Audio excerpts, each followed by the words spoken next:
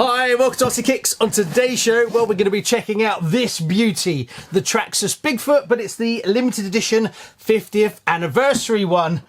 And I know what you're thinking, why did you get that, Gav? Well, you know me, I like my shelf queens and I like limited editions. So this came up and I also think they did a really good job. I like the black and the gold and the whole kind of making it a little bit more special. So I thought, hey, I'd pull the trigger and I would get one on the show. So I picked this up for Model Tune and it arrived the other day. Now I was going to do just a simple unboxing of it, as I plan to just keep this one for myself really, and to be honest with you, I got this for me. I didn't really get it for the channel. Hey, do you mind paying for this? I don't have any cash. Sure, I'll just put it on my credit card. I'm never gonna pay it back anyway. 'Cause I have $30,000 in credit card debt. As there's only so much I can do with it, unbox it basically and show you what's different. I thought a really good thing to discuss is the whole limited edition thing that we see in the RC industry, as in special editions, limited runs, and are they a good idea? Is it a bad idea? What makes a good limited edition? Do you think they're doing it to just basically get us to spend more money? Is it just purely a marketing ploy and it doesn't really mean anything? So the big question is, what is a good limited edition release? So I had a good think about it and I put a few together. Now the first one is this, the T802 short wheelbase Porsche 934 that came from Tamiko. Now Tamiko reached out to Tamiya and did a run where they bought an off-the-shelf kit and then they changed it a little bit, and then we had this. It was limited to 333, and since it's come out, it's basically done brilliantly. It all sold out. Then also prices of them have just continued to grow and they've gone up and up. Granted, there's people asking stupid money for them, but overall it was a big success for them. Apart from the wheelbase doesn't fit the body that well, but I did a whole video on how you can modify it. I must do this one, but I did another one. Anyway, sorry, I digress. And you could say that was a brilliant success for them. Then we go to this, the Dancing Rider Tamiko. This came out about a year or 2 years ago now, and this was a limited production run by Tamiko as well, doing the same thing, using a Tamiya kit. How would you like to win one of these beauties or any Kyosho Legendary Series? But you're going to need to be quick, as the raffle ends tonight as this video drops. So if you're watching this video in a few days, sorry, you missed out. But if you would like to get a chance to win any one of these, and you can pick which one, as long as it's available in your country, you can pick it. So what are you waiting for? Well, the end of the video, obviously. So we can say to ourselves, well, why? Both from Tamiko, both limited production. Why was this one nowhere near as much of a success as this one? And I think a few things we can talk about. First one is what it actually is. This is a Porsche. It's quite a desirable looking car. It harps back to the original Tamiya, whereas the Dancing Rider isn't really a massively desirable kit to start with. So I think that didn't help. But I think the big one was that what Tamiko did is they changed a few bits and pieces, like they designed their own livery, which is usually a really good thing. Then they actually picked some parts from the parts bin, like the orange wheels and then the body in this metallic chrome. The big kicker, and I think what hurt them the most and put off a lot of people, was they released the decals.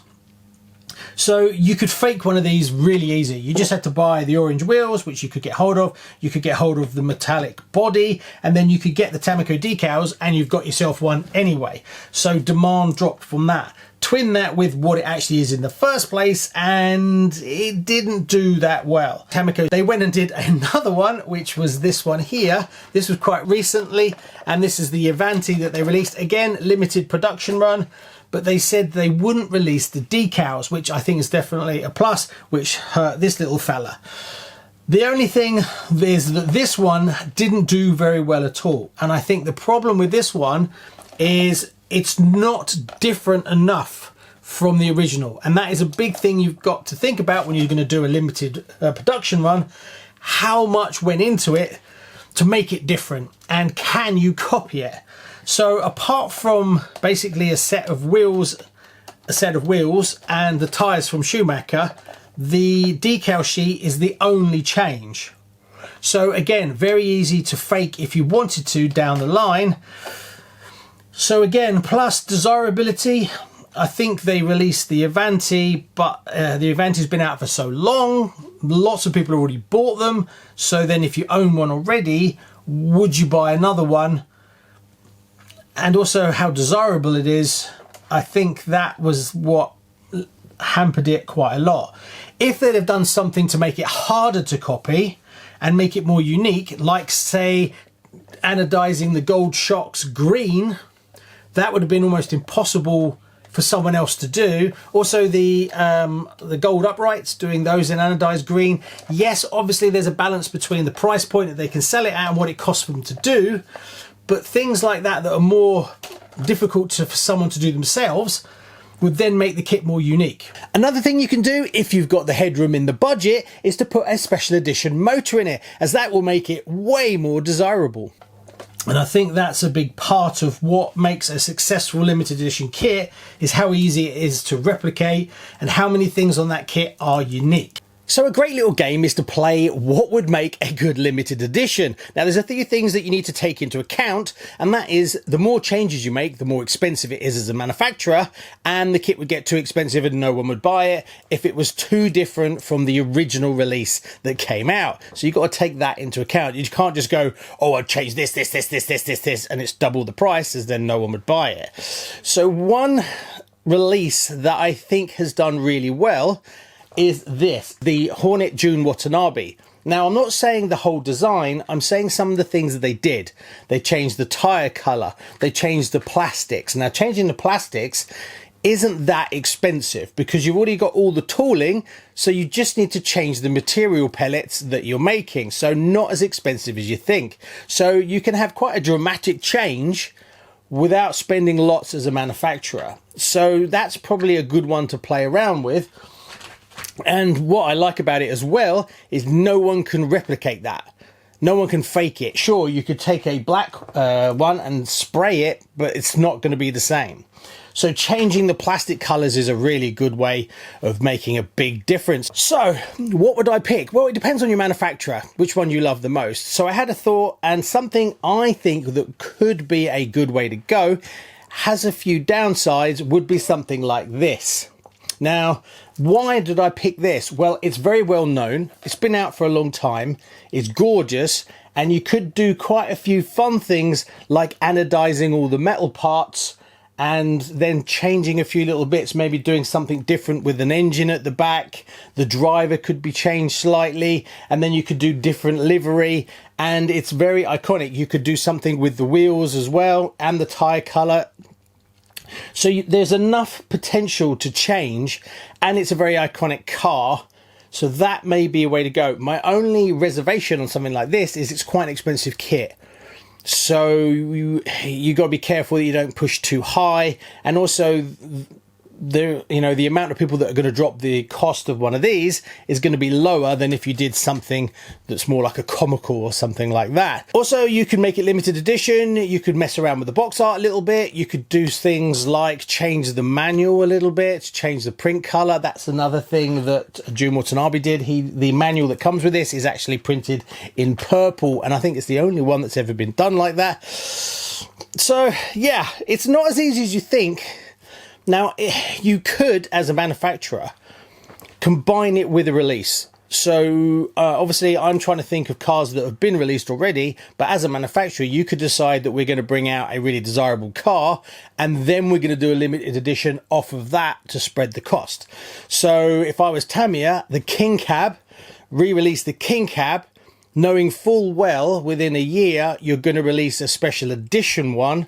That would be very clever from a marketing point of view, so that you can spread the cost across two releases. And then if you release the standard one, you get tons of buzz off it, and then you can release a special edition off of that to keep that momentum going. So that would be my idea of what I would do if I was a marketing person for Tamiya. What do you think? Comment below, let me know, what would you do? So with that in mind, what do I think of the Blackfoot? Well, we know that the whole body is completely different, as well as the hardware is all done in gold and the rims are done in gold as well. So that's a nice touch. Could you fake this body? It'd be quite difficult to do, especially with the hardware that's done in the gold and the rims are in gold. and it's obviously the box 50th. Now it says it's limited edition, but there's no number.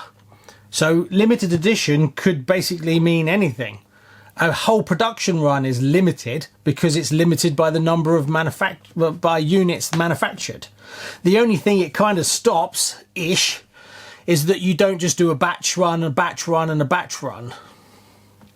So you can assume that they'll do this. Once they stop, they will then never go back to it and do it again. But there's lots of cars and kits that are exactly like that anyway. You could take the RC10s that are being re-released. They're one batches, so are they limited edition? Well, once that whole massive batch is sold out, there's no more. So, you know, you got to take that with a pinch of salt. Also, one thing that's quite fascinating that I've seen in America that's probably not the same in the UK is an unopened box. Apparently, in America, if it's unopened, the demand on how much they charge for it is a lot higher than if it's open. Whereas in the UK, having an open box doesn't really affect the price. If the car is not driven and it's brand new, but the box is open, that won't have a negative effect. Whereas I think in America, that's the case. Comment below, let me know if that's true or not. But that's what I seem to have seen people comment on. Right, I think that pretty much covers enough of the whole limited edition thing. So let's open it up and look at what you would get if you bought one of these. Let's just look at what it says on the side. Now, it's not just the car. This one actually comes with a LiPo 2S 3000 milliamp battery and USB charger. What else has it got in it? Well, it's got some heavy duty alloy hexes. The servo that's in it is a waterproof 2075, usual transmitter, and it's got steel gears, and it's got the latest generation 4x4 driveline. Bit of marketing in there. And obviously it's got oil shocks as well. So I haven't opened this. You're seeing it exactly like I am, and I guess all the American people that collect these are now going, oh, what are you doing? But hey, doesn't really matter. One thing that is a bit of a shame is my box took a little bit of a hit in transport, and there's nothing we can really do about that. I will try and stretch it out and fix it a little bit, but it is what it is. Right. So, oh, it does look quite pretty. So the first thing we get is the usual kind of bump. Oh, it's actually got a 50th advert sheet in it, and then there's the USB charger, and then what else have we got? Some spacers and a block, foam block for the to fill in the battery location, so if you've got different batteries it won't flop around too much. Now, I did think about getting the actual Blackfoot in itself, the standard one, so when this came along I thought, yeah, definitely worth getting something like that. From what I can tell, underneath the body and the rims, the car itself is pretty much a stock one. There's no different electronics as far as I know. It is very good looking. I really like it. I think they've done a great job. It's a bit of a shame that the windows are blacks and then the body's black. Really, they need to be see-through, really. So that would be something worth doing. Well, I don't know. Being a collectible one, would making these proper windows and then tinting them, it would look better, but would that actually be a negative aspect to it? I do like the gold and black. It does work really well. So it is pretty. I've never had one of these, so this is a different one to add to the collection. Apparently the springs in black is something that's different for this one. Let me see if I can figure out how to get the body off. Okay, to get the body off, the tabs are right up at the top. There you go. And it takes it off. Look at the size of this piece. So the tabs are right up at the top for both the front and the rear. I do like this bit. That's actually gives it a bit of depth. And that looks really good. The body is gorgeous. It does feel a little bit fragile. Now, what I don't understand is why have they put stickers on the windows to make them black when it's black already? It would be really easy to remove them and then have them clear. I may do that. Comment below, let me know. Do you think I should actually remove the windows, take them all out and then smoke them so they look like proper windows, or should I just leave it as it is? The bumper's gorgeous.